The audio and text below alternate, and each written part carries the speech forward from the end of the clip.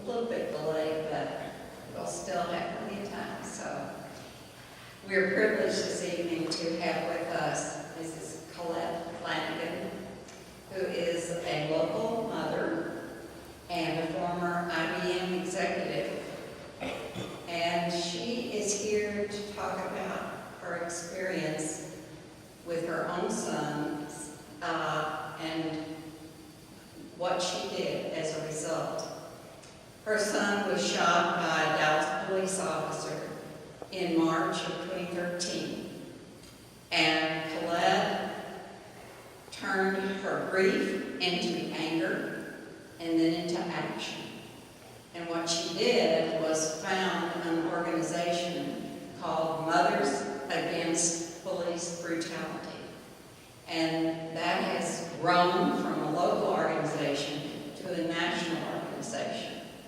And the purpose of the organization is to stop the killing of unarmed and mentally ill persons by law enforcement agencies, to change the city of Dallas' deadly force policies and practices, to support families who have lost loved ones to violence, and to help restore trust between police and the communities that they are sworn to protect and serve. Now, I'm going to let Collette tell you more about herself, her mission, and the mission of the organization. Her mission has become the mission of the organization which she founded. So, I'm very honored to present to you Mrs. Collette Flanagan.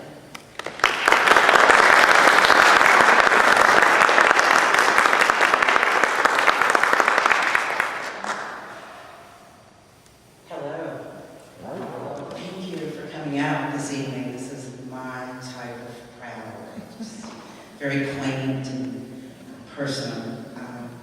Just left Williams College in Massachusetts, and it was a crowd of 700. People think that, I'm very comfortable doing that, but this is where I'm most comfortable. So this is beautiful.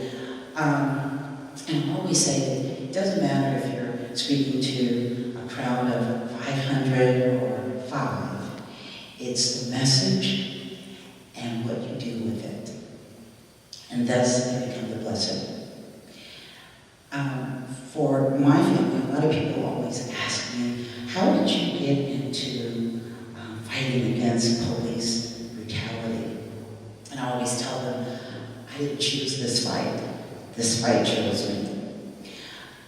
And this fight chose my family and chose me on March 10, 2013, when we got a knock on the door from the Dallas Police Department. And we were told that Clinton, my son Clinton Allen, had been in an accident. And I'm like, it must have been a pretty bad accident. And I was bracing myself that perhaps he was in the hospital. But then we were told the ugly truth that Clinton had been shot and killed by Dallas policemen. And they couldn't tell us anything else. And I remember thinking,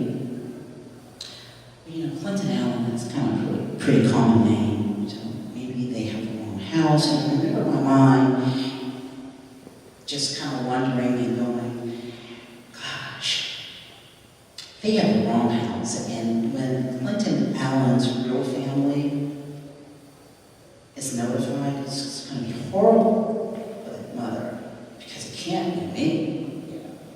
And, but it was him, and it was us. And it was the most total experience that you can ever imagine.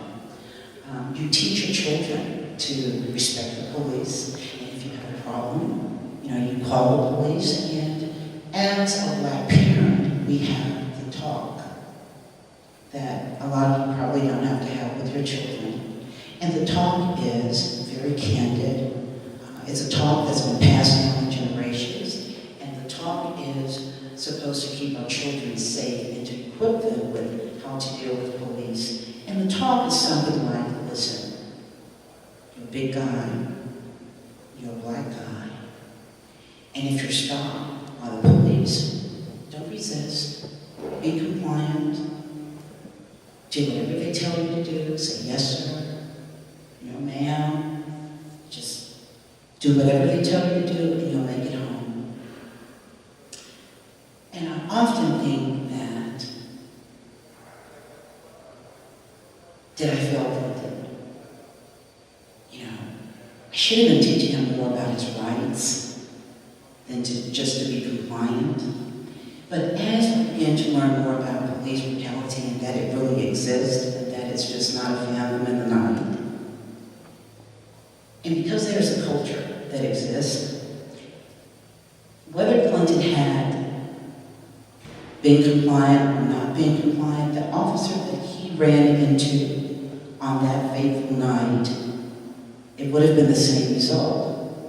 Because Clark Stallworth, the officer that killed Clinton, had a history of bad behavior and of excessive force, and he excelled in an atmosphere and a culture that allowed him to be a police officer. He had 8 other excessive force incidents. He had 1 attempted murder, and he falsified a police report to cover up that attempted murder. So he should have never ever been a policeman, but he thrived in a culture that allowed him to be a policeman, to cover the things that he did. And so when you're dealing with a system that allows police officers like Clark Stallworth to thrive, it wouldn't have mattered if what Clinton would have done that night. It wouldn't have been right, because this policeman did exactly what his history told us that he would do. And after you beat people so many times, and you use your squad car to run over people, and you get away with it, the next step to accelerate is to kill, and that's what he did.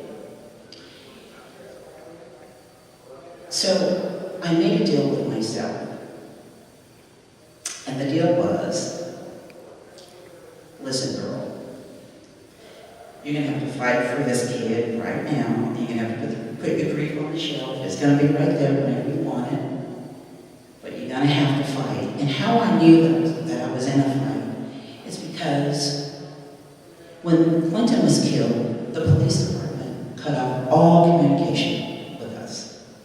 They wouldn't talk to us. They wouldn't take our calls. We couldn't get any information. But at the same time, their marketing and their PR machine was working, and they were saying things like Clinton was high on PCP, which wasn't true, and he was fighting this officer, and this officer feared for his life, and he shot Clinton 7 times, and Clinton was unarmed, and he was also shot in the back and underneath his armpit, which is consistent with what the witnesses say, that Clinton had his hands up. And as a mother, I think about this child that was wanted. That wasn't an accident. That was planned. This 11-pound, 13-ounce kid that almost killed me, that I fought to carry and to bring into this world, in an instant, is gone. And when that happens, we think, well, what did he do? Because we're trained to think that way. Certainly, policemen wouldn't just kill someone just because they can. And when you think about a child being stolen away from you, it changes your DNA. It changes who you are, how you feel, how you see things, how you perceive things, how you digest things.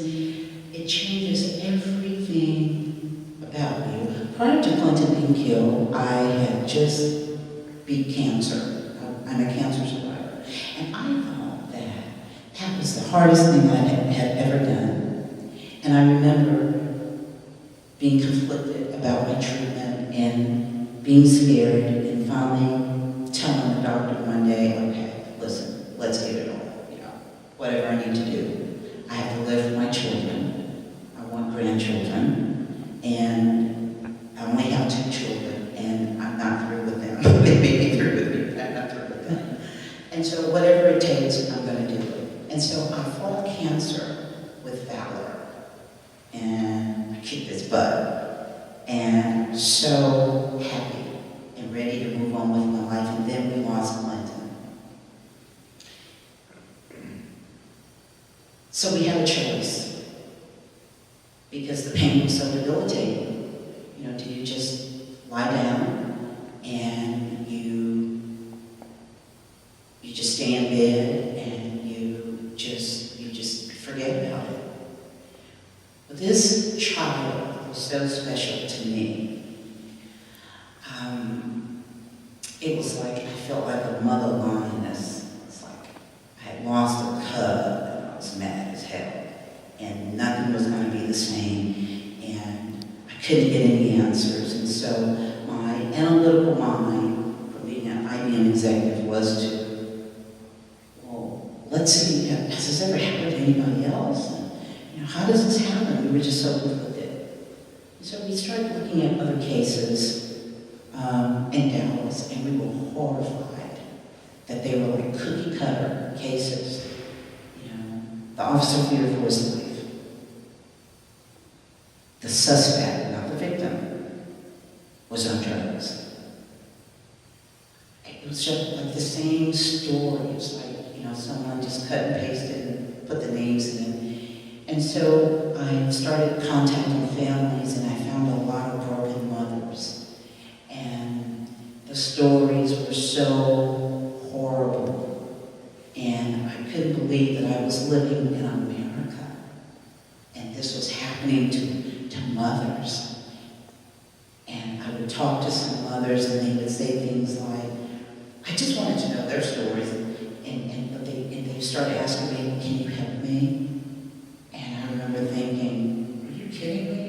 I'm trying to get some help for myself. But they were telling me stories like, we never even got our son's autopsy. Well, the cop that killed my son also killed another mother's son that I go to church with. What are you talking about? When it was just crazy stuff, and they never talked to us. And, we didn't have money to bury our son. And then we would hear stories, mothers that could not bury their children, and they would be in the kitchen in San Antonio and in Dallas, making dinners and washing cars to bury their children. And then I began to see another pattern, and that pattern was, these women don't have money to bury their children. These women don't have money to bury their children. So instinctively, I started looking at zip codes. And I saw a pattern that in 75216, 75241, 75217, 75214, 75232, 75236, which we now call the Dallas hunting grounds, almost every single one of the over 70 deaths of unarmed and mentally ill sons and daughters were from the zip codes. And so we started researching, and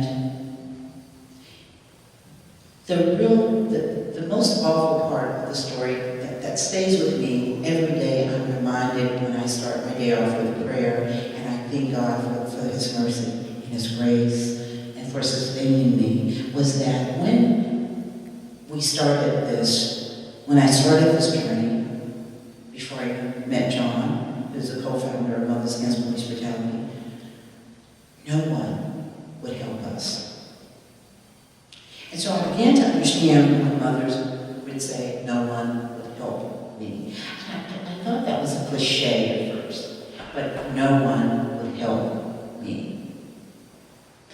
We called city council that one city councilman in particular scheduled 5 appointments to speak with our family, and he counseled every one of them. Clergy, pastors, no one wanted to help our family.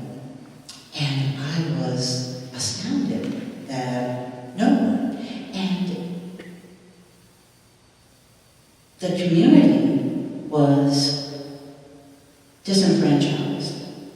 It was, it's kind of the way it is. Black guys die, they get shot by the police, and that's just the way it is. And you go, that was totally unacceptable to me. This was a child that was very much a part of our family. This was a child that I ate dinner with, ate breakfast with, we did things together, who was a wonderful person, and that had his faults, as we all do. He was by no means perfect, but he was a wonderful person who was taught to give back to his community. So when Clinton was killed, they took someone from our community that would have given back to our community. He was taught to volunteer, and every Thanksgiving before eating, he had to go to Salvation Army and feed someone first. That is how he was taught. 2 weeks before Clinton was killed, I was sitting in my office, and this raggedy, as we would say, car drives in front of my house. And I'm like, who in the world is that? And this little old lady was in the car, and she had 2 children in the back seat.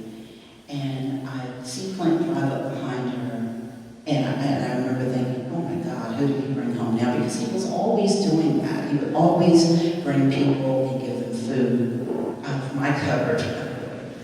But he did that. That's who he was. And he came in, and I said, who is that? Clint? He says, Mom, I met this older lady at Shamrock, and her daughter is a recovering addict, and she has custody of her grandchildren, and they don't have food. And by the way, do you have $10? Because I promised her $10. But she fed. He gave them food out of her cupboard, and I often wonder, does she ever think about him? Does she know that he's gone? The things that he did for people, the things that other people don't see, the people that deem our sons as thugs because they're big black guys, or because they were arrested before, or because, or whatever the reason is. But what we have to start doing is we have to start asking ourselves real questions. And we have to be realistic with ourselves. And we have to ask ourselves, when did an officer stop fearing for his life? Was it after the first shot? The second shot? The third shot? The fourth shot? The fifth shot? The sixth shot? The seventh shot? When? We have to ask ourselves real questions like, why is it that Dallas, a progressive city, has not had an indictment of a police officer that has shot and killed someone in 41 years? Not since 1973, when Little Santos Rodriguez was killed. And I think if we ask ourselves those type of questions, we can no longer live in our comfort zone. We have to have the courage to step outside of our comfort zone and admit that there is racism in the police department, there is racism in certain neighborhoods. Racism exists. And because it exists, it rears its ugly head in places that it should not be. Mothers Against Police Brutality was born out of my grief. Every newspaper article that talked about mothers' sons that had been killed had an undertone of thuggery, or they were drug addicts, or it was like they come from a litter of animals instead of a family. They always call the victims suspects. And when you think about that, those words are very powerful. They're never victims. And those words are very powerful because if they weren't powerful, people would think a certain way. We would probably have more convictions. So we have to ask ourselves real questions. Why is it that every person that is shot and killed by a policeman is a suspect? Why is it that the policeman's background is never talked about, but they never fail to tell you about the victim's background, as though it is a past, a magical past? Oh, well, he was arrested for this before, or he was, he broke into a store, he did this. And we have to change the dialogue because that is why we have judges and juries, and courts. If we allow policemen in society to take our children because they've made mistakes, today it's my child, tomorrow it's your child. We are seeing an uptick of white females that are being killed by policemen. And we've been watching that along with veterans. And as we talk to the families, because we are a national organization now, and so families call us and contact us. And as we talk to the families of the young white girls that are being killed by policemen, they have one thread in common, and it's always, Jessica was a fireball. Amy didn't take any crap. Sissy knew her rights. And so we're starting to see that young white women know their rights, and when they are challenged by a police officer, they feel they should be stopped, they ask them, hey, why are you stopping me? I know my rights. And some policemen don't like to be challenged.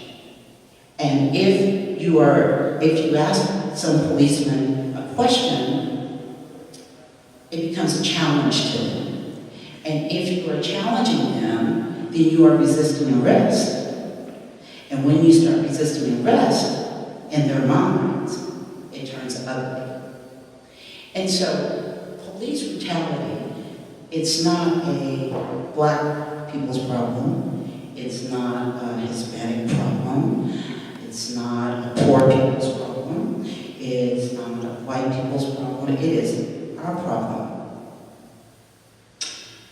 Some of the things that we're planning to do with Mothers Against Police Brutality is, we have a lot of things that we're planning, but some of the things that we're planning is we're putting together with a national artist an exhibit called What Police Brutality Really Looks Like. And if I had my choice tonight, you would be looking at pictures of what mothers have to see when they identify their children. Because see, when you see those pictures, and you see, like I have seen a lot of the mothers' pictures, and you see the victims where they were choked to death by policemen, and their tongues are hanging out, and their necks are broken, and in my case, my son's body riddled with bullets. When you see those pictures, it changes the landscape of the officer feared for his life. And so this exhibit is going to be very powerful. We have a museum in Toronto that is interested in maybe our first place to have the exhibit, but it's going to travel. But it's the real face of police brutality. As long as we can keep it in a box and it doesn't touch our family, and we can convince ourselves that every single person that was shot and killed deserved it, well then we don't really have to do anything about it, and we can live comfortably. But this exhibit will show people what mothers have to see, and no mother should have to bury her child because of police brutality. One of the main things that I think is so important in this fight with police brutality is that we have to be, and we are in MAPB, as diligent with protecting our families as policemen are with protecting policemen. Now, let me be clear. There are incidents where policemen are justified and need to use deadly force. It just happens. But just as we have to admit that, we have to admit that there are a lot of incidents where they should be de-escalating. Jason Harrison, a mentally ill man, his mother called for help, and within 3 minutes he was shot dead. We have to be asking ourselves some real tough questions. And not only asking ourselves, we have to use the privileges that we have and make sure that we're on the right side of history with our privileges. And I always tell people this is something very uncomfortable to have a conversation about black and white privilege. But we have to have it because it exists. And I was telling the kids at Williams, after the talk, and they were like, well, what can I do? I'm so young. And I remember telling this one young man, he said, listen, you have white privilege, and it is not your fault that you have it, but it's what you do with it, because it does exist. Make sure that you are on the right side of history. Make sure that your black and brown brothers have the same rights that you have. And when they do not, speak up. We have to start teaching our children now that to stay silent is not the right thing to do. This police brutality thing is not going away. It's not going to go away because we give a few speeches. It's not going to go away because we have a couple of talks. This is legislative stuff that has to be done. We have a bill that we're on the committee with Senator Royce right now, the lapel bill, the lapel cameras. He wants to outfit all of the policemen in Texas with lapel cameras. We think that is great. But what we don't think is great is, and this is, again, here's one of the questions we're to start training ourselves. Why is it in this bill that a police officer would have the discretion to turn it off if they feel that they're not in a threatening confrontation? We have to speak up. No police officer should be able to turn their lapel camera off, and if they do, it should be a felony. So I challenge each and every one of you here tonight. Don't be comfortable. Don't accept police brutality. Don't accept that black and brown men and mothers like me are losing their children because of racially profiled and because an officer decided, I don't like the way you answer the question, or you talk back to me. Well, I'm going to kill you because you felt threatening to me. We have a young man in Dallas, Brandon, Washington, and you will not find one article on Brandon because the news didn't think that it was necessary. These communities are not covered by the news. Our communities are not covered. They can't make money in our communities. The businesses don't buy ads, and so they don't care about our stories. Brandon, Washington, 20 years old, was killed over a candy bar. He went into a corner store. Someone thought he stole the candy bar. An off-duty policeman was in the store. He ran after Brandon. Brandon pulled his pants up, turned around to hands for him, pulled his pants up, and he shot him dead. And that mother's son is gone forever. Can you imagine losing a child over something so ridiculous? A child that you gave birth to, or if you did give birth to, it's your son. You took him to school, his first day of school, his first Christmas, his first puppy. It is all gone in a flash. Kendrick McDaniel, Taco Bell on Wheatland, had a marijuana cigarette in his ear, and yes, let me tell you, some kids smoke marijuana. It's not a death sentence. And he was coming out of Taco Bell, and an off-duty officer was coming up and asked Kendrick to come to him. And Kendrick said, hell no, I don't have to come to you. What, I didn't do anything. And yes, Kendrick was mouthing off. But who in here has children that has never mouthed off? We don't get to kill our children. And the cop tackled Kendrick and shot him in the stomach, 18 years old, and killed him. This is how ridiculous some of these stories are that you would never hear in Dallas. Because the Dallas Morning News is not going to cover it, Channel 8 is not going to cover it, Channel 5 is not going to cover it. And when I travel around other cities and I see how these police stories are reported, it's very different here. We're in the South. When there's a police shooting, the newspaper, they go to the PR department at the police station, they take the press release, slap a title on it, they never interview the witnesses, they never ask questions, there's always an undertone that everyone that shot was a thug. They never interview other people that were standing around, and never even bother to find out who was this person.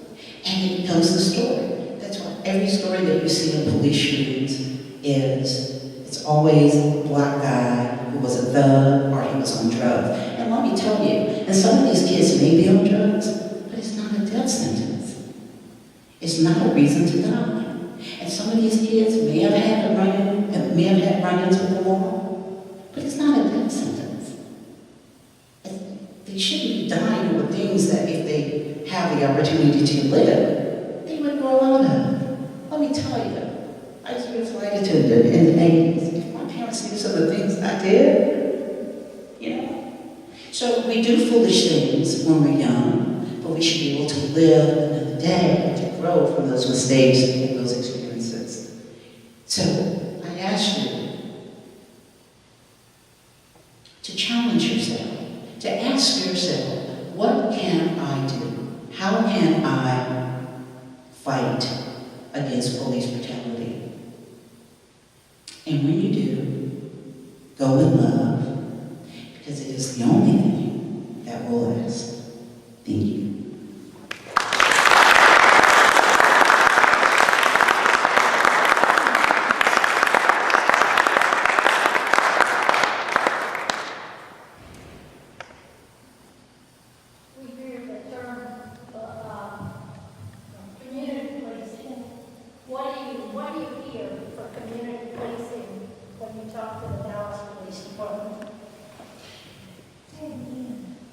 I'm just talking about community policing. We hear that as a solution for this, that police will come into the communities, they will know these boys personally, they will not do a knee-jerk fear and gun response.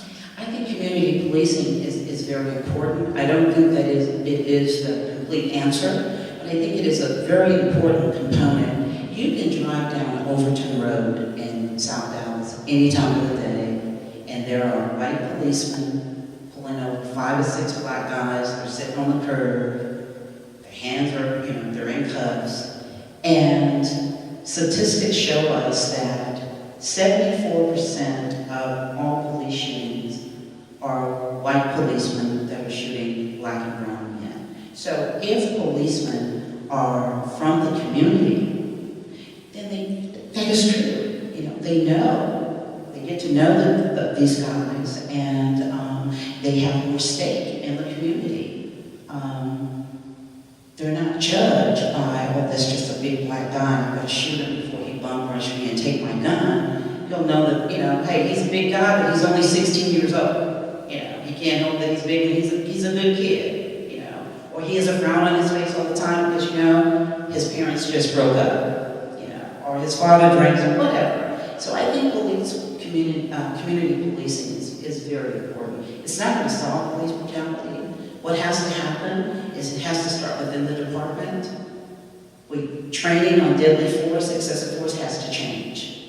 Shoot first and ask question later have to change. Shoot to disable instead of shooting to kill has to change. Well, the police department will tell you we don't have a shoot to kill policy, but you condone it, so it's a policy. When officers can shoot people 7, 8, 9 times and still have their jobs, and they didn't have to do it, well, that's policy. It's an unwritten policy. So what happens in Dallas related to this? Do you know? Well, we know now that the sub-stations, southeast, north central, a lot of the shootings are coming out of certain substations, and a lot of those policemen are not even from the area. If you go and look at their social media and things like that, they're talking about how bad the area is. My husband works in this, drug-infested area. I've lived in Oak Cliff a long time, and there are some beautiful, beautiful sections of Oak Cliff. And it's not drive-by shootings in Oak Cliff, but we know that a lot of policemen transfer. The problem policemen transfer. There's a reason that these policemen don't behave this in a certain way in Lake Highlands or other areas. It's condoned in certain zip codes.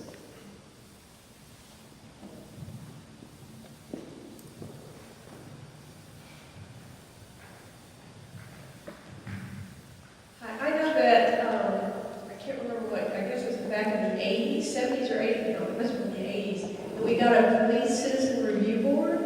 What's going on with that? Because we thought that would be helpful to help us with this. That's a great question, and that's an excellent question. The Citizen Review Board has no teeth. It has no subpoena power. It has never given any recommendations that have been honored. We've sat in on some of those boards meetings, and it has no power. And so we have to overhaul, and we have to go to the City Council. This is something that everyone can do. That Citizen Review Board has to be overhauled. It hasn't done anything in 35 years. Nothing. Absolutely nothing. So we need a Citizen Review Board that has subpoena power. Other cities are doing it. The Citizen Review Board that we have now, and I travel around and I go to different cities and talk to different city council members and activists. The one that we have is about 15 years behind what everyone else is doing. But that's very comfortable for, policemen.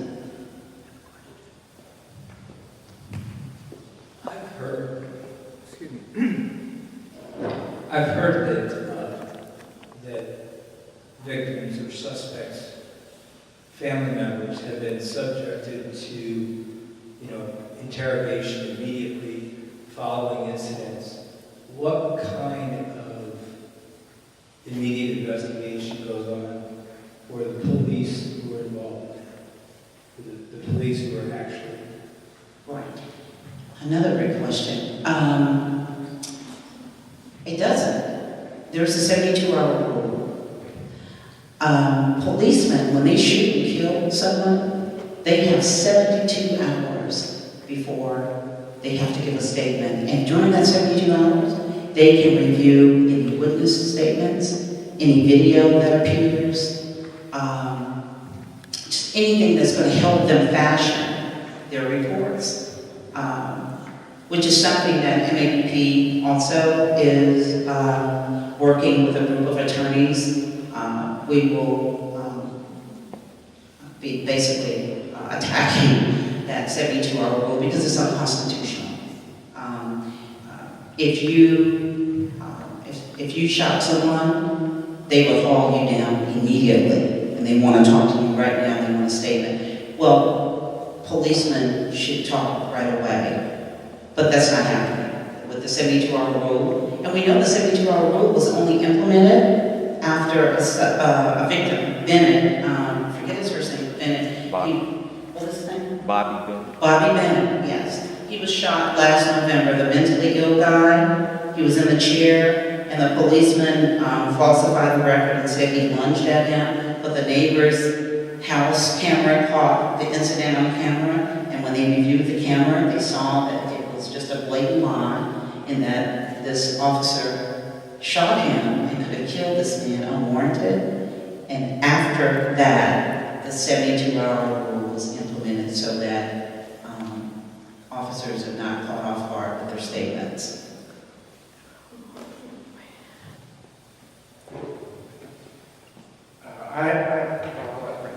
No, go ahead. Well, I just have a comment, I guess, and a question. My heart goes out to you. I cannot imagine anything more painful than what you've had to go through. And the marvelous response you're having, I think, gives us all hope that maybe something good can come out of this. But I'm still amazed, I guess, that our politicians in South Dallas did not pick up on this when you asked for their help. And I know there was a lot of controversy about the old district attorney that he may not have been the person that we thought he was when he was elected. I know. But still, something it seems like could have been done. You're telling me it hasn't, of course. What about the new district attorney? Is there any indication that she may change any of this about indicting policemen, or at least holding a grand jury? We are very hopeful. We are very hopeful that Susan Hawk will have a completely different administration when it comes to police shootings. At least that is what she is promising, and it's too early to tell, but we are very, very hopeful. One thing that has to change that we also are working with some members of Congress is that we have to have a law implemented to whereas police unions are not allowed to contribute to district attorneys' campaigns. That's a huge problem. And it's not just here, it's nationwide. And so we're working with some activists and some members of Congress, and we're really trying to get that on the table, because that's a huge chunk of the problem. Because if you are endeared to the police union through contributions, then you're going to be, you're not going to want to indict police officers that should be indicted. Thank you so much for your comment. I was remiss in not recognizing John Bobenreiter. As Collette mentioned, he co-founded the organization that she represents. He's also president of the board of the Dallas Peace Center, which gave Collette the 2014 Peacemaker of the Year award. So I want to say welcome to John officially, and if you have anything you want to add or... No, but I do want to just thank the North Haven United Methodist Church congregation for having Collette here, lifting up this issue, and also for all of them. I'm well aware of all of the work that this church does, and it's a beacon of hope for me since I've been an adult, and that's a long time now. So really thank everybody for having us. Thank you, John. Any other questions? I know after the shooting in Ferguson, there was a lot of national attention to our U.S. Attorney General and his meeting there, and then also talking about gathering those statistics and starting to look at it nationwide. You spoke about your kind of light bulb moment of your personal experience, but realizing that there were 70 other cases right in your neighborhood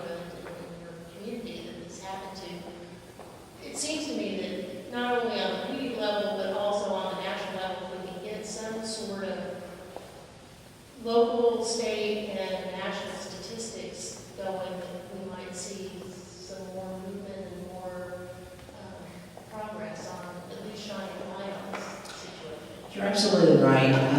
One of the main problems that a lot of activists and organizations have had a problem with getting statistics is that they don't exist. As far as police shootings and how many people were killed, fatalities, I should say. We live in a country where they can tell us how many people ate corn last year and what time they ate it. But there's no statistics that tell us unequivocally what the number is of people that have been shot and killed by policemen.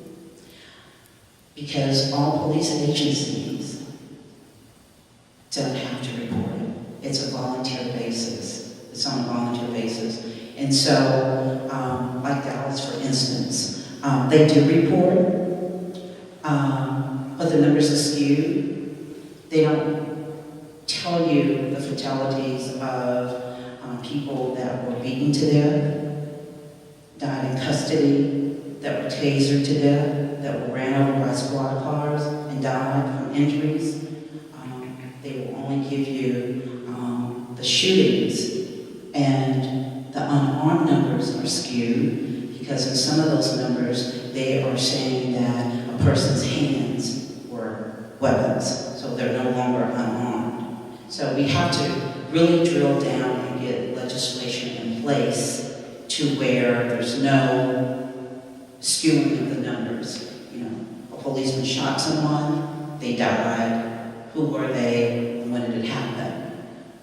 For instance, in Dallas, we have police officers that have killed 2 and 3 times that are on the police force. That shouldn't be happening.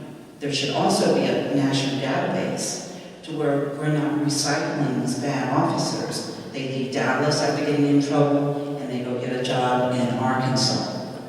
And that's happening not only just around here, but nationally. And so that's part of the problem also. But you're absolutely right. And I know the National Bar Association, we're working with them. They're getting statistics and open records on about 25 of the major problem cities. Collette, are there any police officers in Dallas that support Mothers Against Police Brutality? Yes, there are. We have wonderful officers that support us. But you know, you have to understand that there is nothing in place for an officer that's a whistleblower. If an officer comes forward and says, you know, my partner did this, you know, they're ridiculed by the police department, or people don't want to work with them anymore. So we have a lot of anonymous things that come to us all the time. A lot of police officers recognize me just when I'm in the store. A lot of them work at Walmart a lot, or part-time. Not that I go to Walmart a lot, I used to, but anyway. And they'll come up to me all the time and say, listen, keep up the good work. We don't want to work like this, you know, but our communities have to stand up. Please don't stand down. And we just get emails all the time. So we know the good officers are out there. We have to make it safe for them to be able to help us. You know, I used to say, there's no such thing as a good policeman. If you are with a bad policeman that's killing someone or doing something bad, why aren't you telling on? And then I began to understand that a lot of times they can't. So we have to make that space available to, whereas police officers can come forward and report. And it's starting to happen. You know, we're following things in New York and other cities where police officers are just coming forward and just telling them the things that they're seeing and incidents and not wanting to be a part of some of the atrocious acts that are happening. I'm a member here at North Haven, and as you're talking, we have a Maundy Thursday letter writing opportunity. So people come to service on Maundy Thursday, they also write letters to the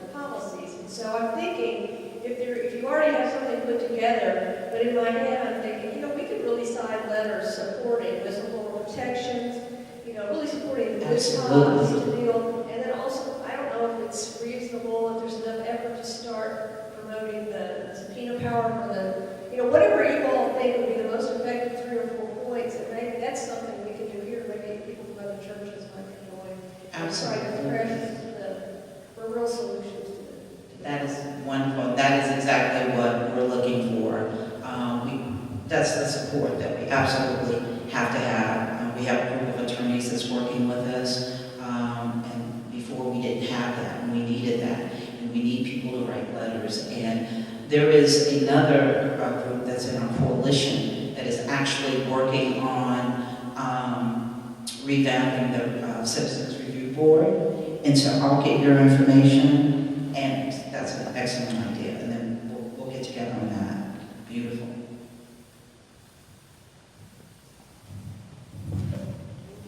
Hi, I teach at a Dallas ISD school. I'm a 3rd grade teacher.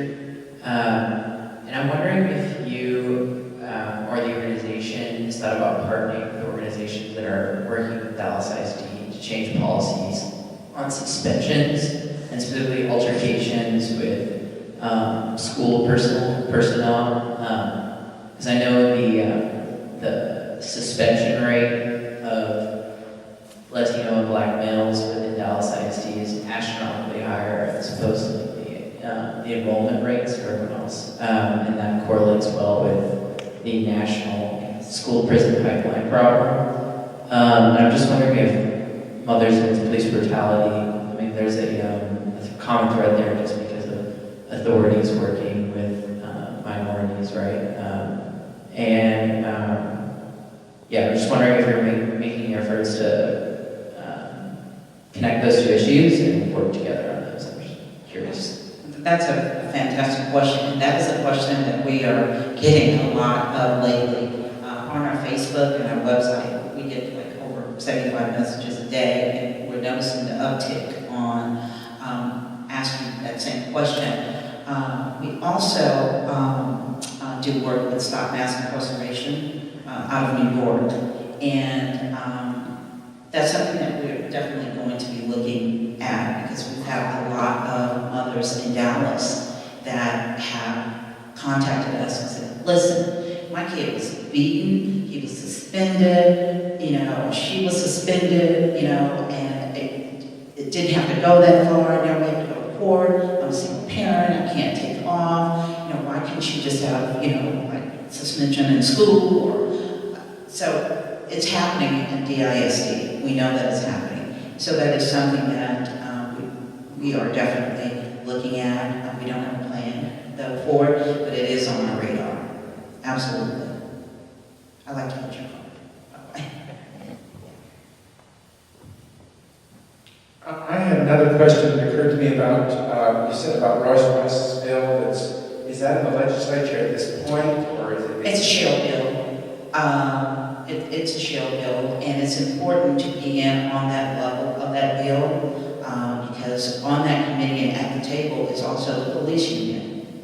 And so if the citizens and groups such as Mothers Against Police Brutality is not part of that committee, well, you know how that bill is going to be shaped and who is going to be advantageous toward. So it's a shell bill right now. We believe that although it's a shell bill, we should go in being very diligent on what we want instead of being, instead of just like being cooperative with everything that everyone else wants to make everyone comfortable. We know that policemen should not be able to turn off their lapel cameras. That's ludicrous. It's crazy. Because what happens with that? First Amendment officer, not any officer, but I call them the rogue officers, are going to do, the ones that have bad intentions. They're going to say, well, when I walked up to the scene, it didn't look like I was in a confrontation, and it went bad. And I didn't have time to turn on my lapel camera. We have an incident right now, the Jason Harrison shooting. They caught that on the lapel camera, and the police department will not release it. They will not release it. Now, you look at all the stories nationwide. Tamir Rice story, we've spoken with his family. They released that video. John Crawford, his mother went to Washington. I led a a delegation from others to Washington, December the 5th.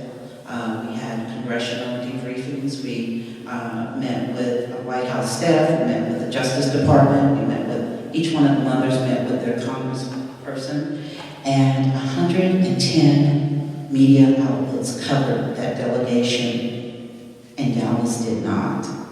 So that tells you what we're dealing with.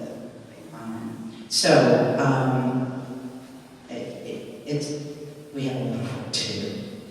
I would think Royce West would be amenable to your group being part of this committee that helps form the bill, the specific language of the bill, however, I would think. We'll see. You know, it's next week, we're supposed to be in Austin, so we're not quite sure yet. We've been greeted with open arms so far, but we'll see. Anyone else? Thank you, everyone, for Thank coming. you.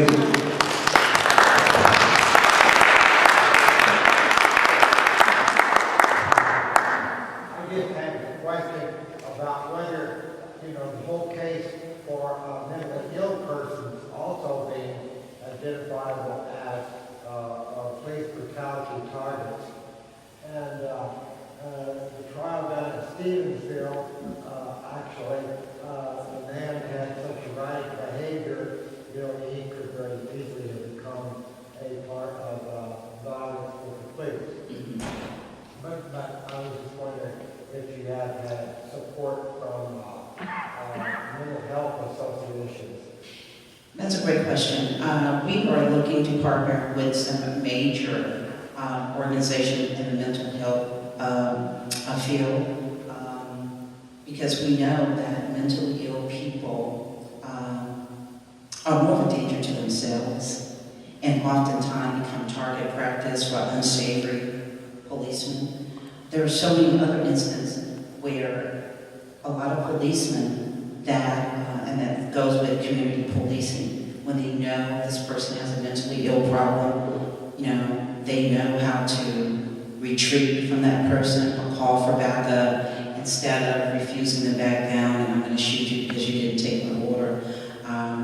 We are going to be partnering with some major disability organizations because that is a major problem. So many mentally ill people are confused and they're killed and they should be getting help instead of being in a grave. So we know that that's a huge, huge issue. And I think that when we partner with those organizations, that's going to be, I think, a lot of bills that protect mentally ill people. I think that's going to be a win-win. I think everybody really sees the writing on the wall with that. It just hasn't happened, and we'll be one of the forerunners in making it happen. Thank you, everybody, for coming. Again, thank you very much, and we want to invite everyone to take cookies and refreshments